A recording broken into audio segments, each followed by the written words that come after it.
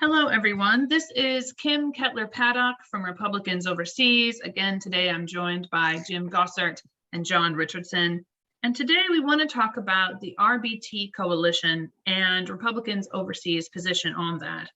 So Jim, Republicans Overseas has not chosen to join the RBT coalition. Could you explain why that is?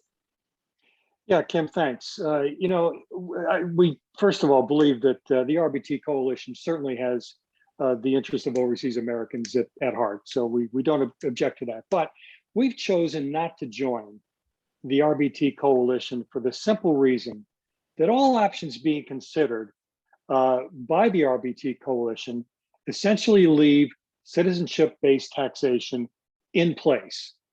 The options being considered all one way or another leave CBT in place and provide carve-outs of one type or another.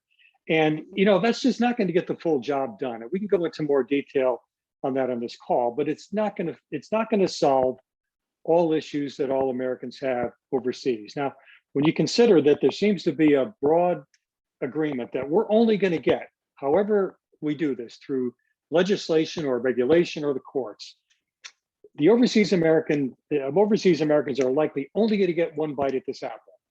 We've got to get it right the first time. And therefore, where we stand as Republicans Overseas is we stand for what we call pure RBT, which would eliminate CBT in total and would solve all problems for all overseas Americans, no matter where you are. All right, thank you, Jim. It's a bold statement. So let's go to John. John, Jim has made a bold statement that pure RBT is going to solve overseas Americans' problems, all of those problems, financial ones and tax ones, all the time. Can you elaborate a bit more on that, and maybe touching on taxation and on FATCA and on businesses? Yeah, sure. That's a lot for a short clip, but I completely agree with Jim. He's absolutely right. And I would not even call it a bold statement. I would call it an unusually clear, accurate, and self-evident statement, for the very simple reason that all of the problems experienced, and I just got off a webinar listening to people talking about even FATCA, all the problems experienced by Americans overseas are the result of U.S. citizenship-based taxation that requires them to pay tax on their non-U.S. income and do it in a very, very punitive way. And I don't care what the problem is that an individual American overseas is complaining. I don't care what it is, okay? You can trace it back to the U.S. policy of saying, hey, if you're a U.S. citizen, meaning basically you're born in the United States, then you have to comply with this absurd set of U.S. tax rules that not only run completely contrary to international norms as a matter of principle, but the truth of the matter is, or as I would say, the simple FATCA of the matter is, that Americans overseas are taxed more punitively than resident Americans. So I absolutely agree with Jim that the only thing worth committing to here is pure residency-based taxation, which simply means this, that the U.S. cannot say, hold up your hand if you're a U.S. citizen, and now keep them up, because now we're going to tell you that we're going to run your life.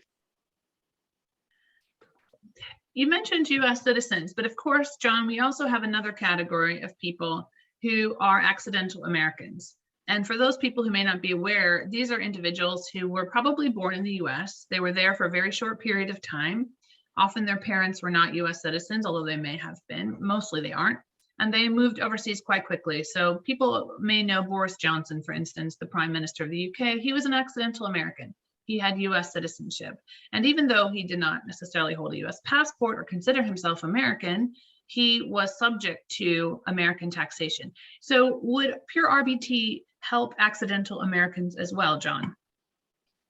Kim, to be perfectly clear on this point, 100% clear, pure RBT means that somebody, because they're a U.S. citizen, is no longer subject to U.S. taxation on non-U.S. income. So absolutely, it solves the problems of accidentals. Absolutely. In fact, I can say with 100% confidence that pure RBT solves all problems for all people all of the time.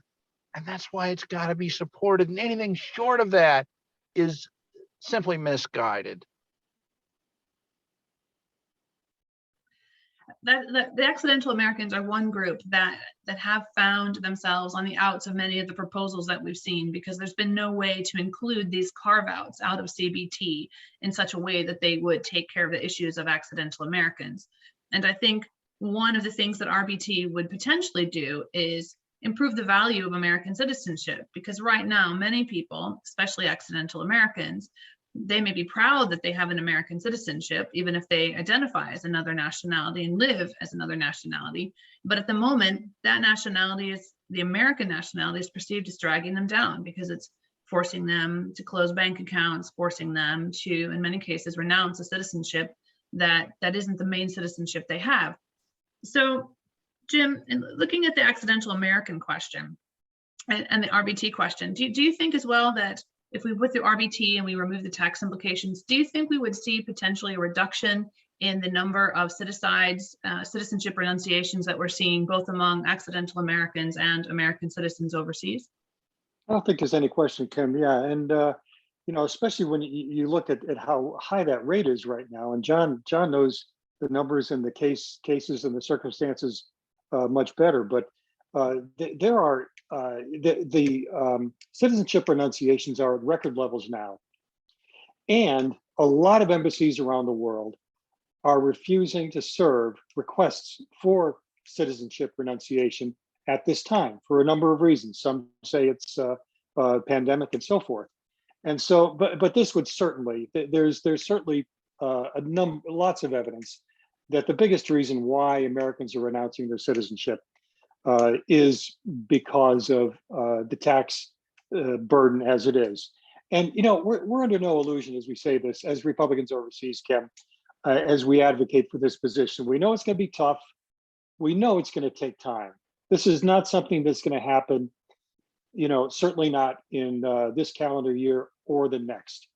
To really get the legislation, to build the support, either legislatively or in a regulatory environment, it's going to take a lot of effort and time. But look, as you well know, as Republicans overseas, we have a number of times engaged in very aggressive activists, certainly lawfully, have engaged in activist initiatives to support overseas Americans, and we're going to do it again.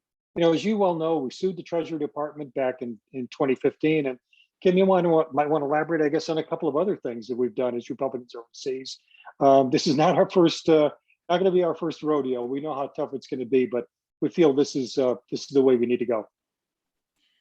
Yes, exactly. That lawsuit, actually, I went back the other day and looked at the timeline on our website, and it started in 2014 and it ran up until the Supreme Court decided not to take it in 2018.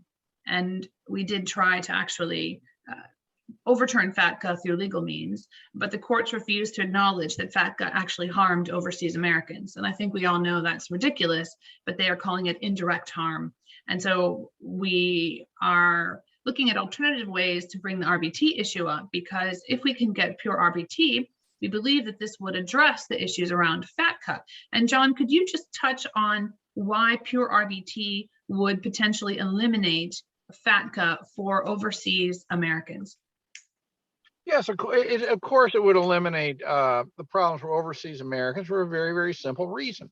Why is FATCA a problem for overseas Americans? Well, because overseas Americans are defined as tax residents of the United States because of their citizenship. Once the law changes so that somebody, just because they're a U.S. citizen, is not a tax resident of the United States, then the way the FATCA agreements would work would be that the banks would no longer be required to require people to be in their system. They'd be treated just like people who are not tax residents of any other country. They would just fill out a form. Where are you a tax resident? Answer Germany, Ireland, Venezuela, wherever it happens that you live, and that's it. Because you're no longer in a position of being a tax resident of the United States. That's what pure RBT means. It means that the U.S. can't say, if you're a U.S. citizen, stand up, and while you're standing up, we're going to pin this thing on you that says a U.S. tax resident.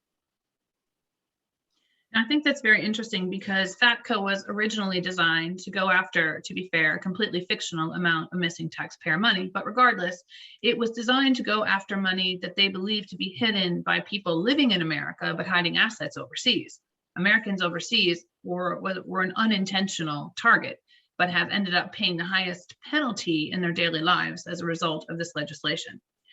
So I think this is an interesting point to wrap up this discussion today. This topic has so many different threads to it, but I think we want to summarize today by saying, again, that Republicans overseas supports a pure RBT. And because we support pure RBT as a solution to all of the regulatory and taxation issues being faced by overseas Americans as a result of their American citizenship, we cannot join the RBT coalition. Although, as Jim stated, we know that they do have the best interests of overseas Americans in mind.